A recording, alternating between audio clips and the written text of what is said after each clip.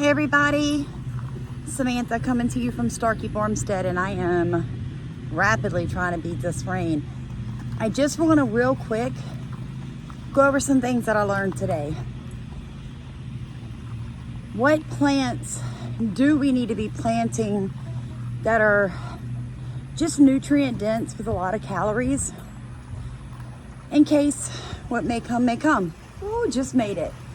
So, some of the things that I've added into my fall planting this year. I'm gonna turn this camera around. We're gonna go over it real quick. All right, thyme and basil, okay? Both really good anti-inflammatories, antifungals.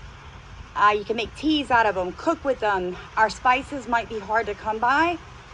And since most of them, like I said, are coming from overseas, I'd like to go ahead and grow my own organic ones. Beans. These are a different type. I have red beans over there. I'm not sure if they're going to come up. I'm not sure. We'll see. I've got a few purple hull peas going on.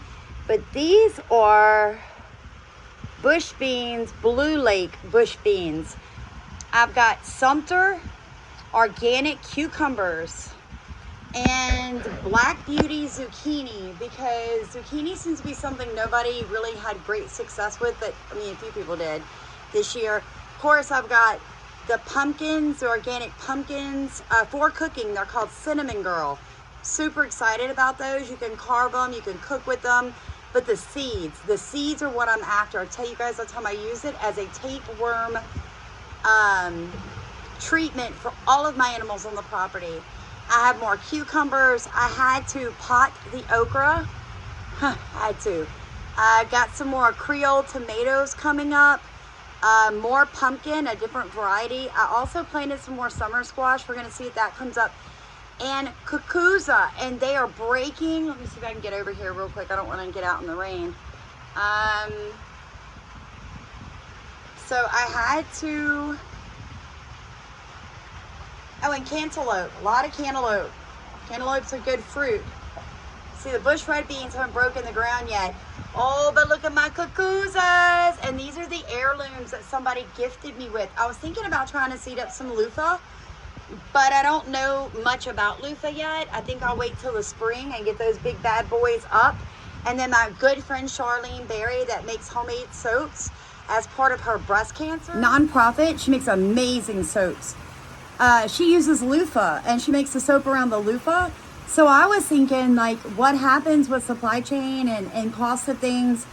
If I grow loofah to eat, I could always leave a couple to whatever process, dry or whatever, for her to continue to make the loofah soap.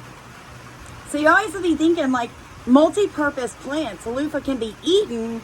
It stores well. The same with the cucuzza. But loofah you can make a scrub out of. Like, literally to scrub your body. So I know it's a really quick video, but that's just an update on what Starkey Farmstead is seeding up to hit the ground running in August and September on our fall planting, because we should not get a frost. Should not until, you know, like mid-December.